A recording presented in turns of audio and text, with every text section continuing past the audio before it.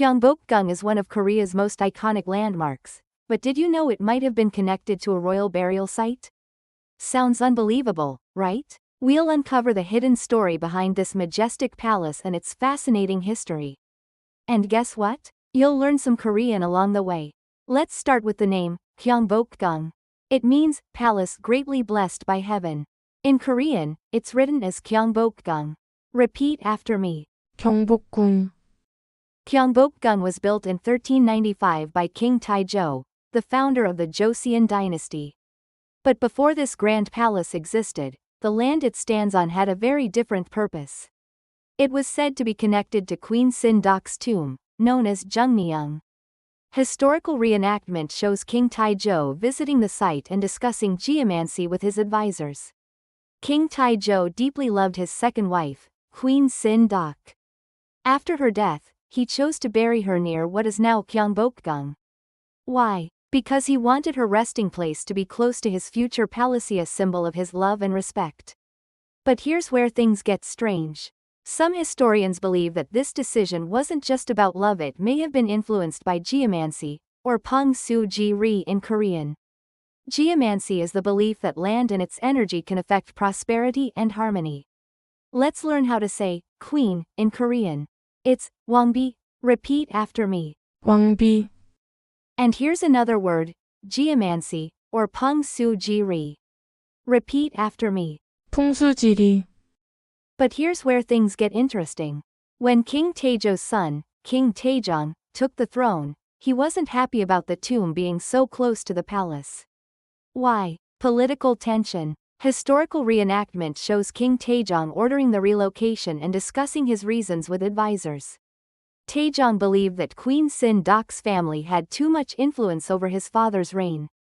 To cut ties with them and assert his authority, he ordered her tomb to be moved outside Seoul to what is now Sungbukgu. This wasn't just about politics, it was also about power.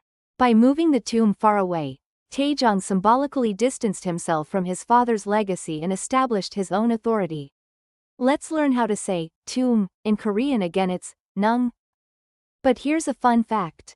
Royal tombs often include the word leung in their names, like Jeonglung.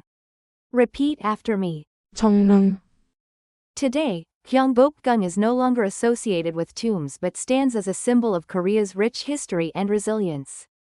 Did you know it was destroyed during the Japanese occupation and later rebuilt? That's right. What you see today is a restoration effort that began in the 1990s. If you visit Gyeongbokgung wearing a hanbok, traditional Korean clothing, you can enter for free. It's an amazing way to immerse yourself in history. And did you know there are secret royal gardens hidden within Gyeongbokgung? These gardens were used by kings and queens for relaxation and meditation. Let's learn how to say traditional clothing. In Korean it's hanbok. And if you wear one while visiting Gyeongbokgung, you'll feel like royalty. Repeat after me. 한복, Let's take a moment here to learn more about Gyeongbokgung Palace. As the political, diplomatic, and royal center of Joseon, it served as the core palace where the king and queen resided and conducted state affairs. Among all palaces of the Joseon era, Gyeongbokgung was the largest and most magnificent. When first constructed, it contained over 390 buildings and more than 5,000 rooms.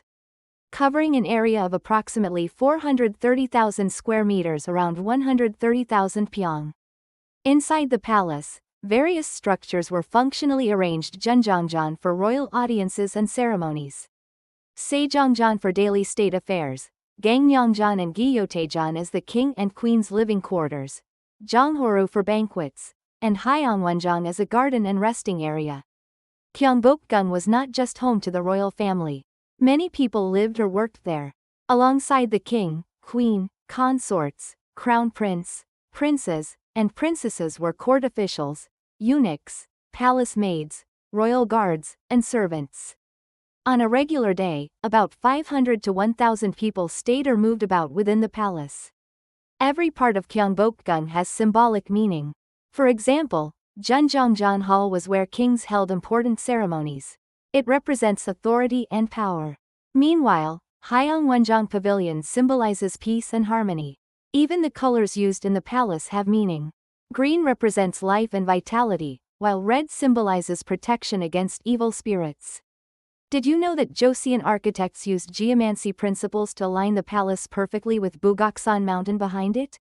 This alignment was believed to bring prosperity to the kingdom. Let's learn how to say king in Korean.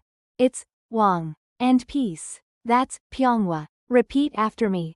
왕, 평화. So, was Gyeongbokgung really connected to a royal tomb? The answer is yes. This palace has seen love, loss, power struggles, destruction, and rebirth over centuries. Don't forget to like and subscribe for more stories about Korea and fun Korean lessons. See you next time. Annyeong.